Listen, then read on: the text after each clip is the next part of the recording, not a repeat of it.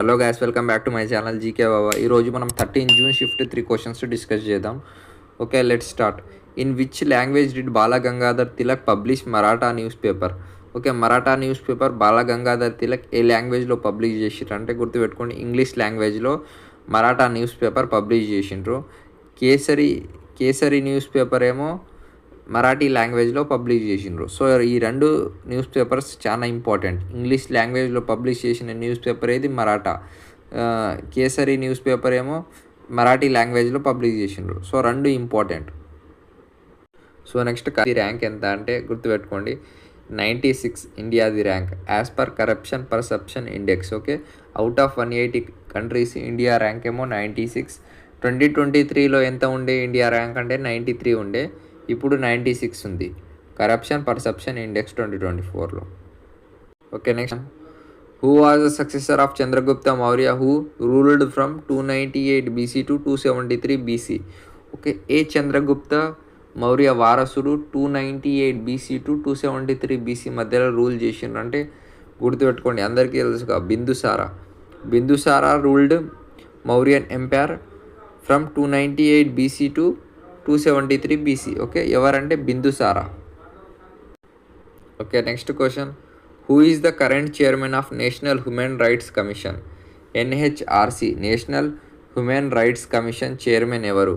So గుర్తుపెట్టుకోండి, justice Shri V Ramasubramanian. Okay, ఎవరంటే గుర్తుపెట్టుకోండి, justice Shri V Ramasubramanian is the current chairman of national human rights commission.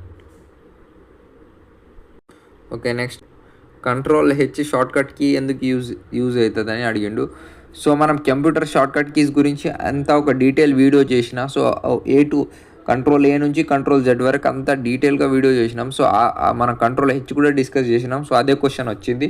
So ఎవరైతే చూడలేరో ఆ video చూడండి, నేను డిస్క్రిప్షన్లో లింక్ పెడతా ఆ వీడియోది. సో చాలా ఇంపార్టెంట్ ఆ వీడియో. సో Ctrl+H ఫంక్షన్ ఏంటంటే ఫైండ్ అండ్ రీప్లేస్. MS వర్డ్లో మనకు ఒక వర్డ్ ఫైండ్ చేసి దాన్ని రీప్లేస్ చేయడమే Ctrl+H యొక్క ఫంక్షన్. ఇది ఆల్రెడీ మనం చేసినాం కూడా ఈ వీడియోలో, మన కంప్యూటర్ షార్ట్కట్కి వీడియోస్లో ఈ డీటెయిల్గా డిస్కస్ చేసినాం. Okay, next question. Who from India was awarded the Ramsar award for wetland కన్జర్వేషన్కి ఎవరికి ఇండియా తరపున రామ్సర్ అవార్డు ఇచ్చిండ్రు అంటే గుర్తుపెట్టుకోండి, Jayashree Venkatesan. Okay, next question. From which mountain range does the Tapti river originate? Okay, Tapti river ఏ మౌంటైన్ రేంజ్ నుంచి స్టార్ట్ అవుతుంది? ఓకే, ఒరిజినేట్ అవుతుంది అంటే గుర్తుపెట్టుకోండి, సాత్పురా మౌంటైన్ రేంజ్ నుంచి తాప్తి రివర్ ఫ్లో అవ్వడం స్టార్ట్ అవుతుంది. Okay, next. 2024 బ్రిక్స్ సబ్మిట్ ఏడ జరిగింది? సో గుర్తుపెట్టుకోండి, 16th యాన్యువల్ బ్రిక్స్ సబ్మిట్ ఏడ జరిగిందంటే కజాన్, రష్యాలో జరిగింది. ఓకే, డేట్ ఏమో 22 to 24 అక్టోబర్ మధ్యలో జరిగింది. Okay, next question. By which act the rights of East India company were given to British government? East India company rights ఏ act ద్వారా British గవర్నమెంట్కి ఇచ్చిండ్రు అంటే గుర్తుపెట్టుకోండి, చాలా ఇంపార్టెంట్ యాక్ట్ ఇది, గవర్నమెంట్ ఆఫ్ ఇండియా యాక్ట్ 1858. గుర్తుపెట్టుకోండి, government of India act 1858. Next question. Which inscription in Odisha related to 24 Tirthankars? So ఏ ఇన్స్క్రిప్షన్ అంటే హాతిగుంప ఇన్స్క్రిప్షన్.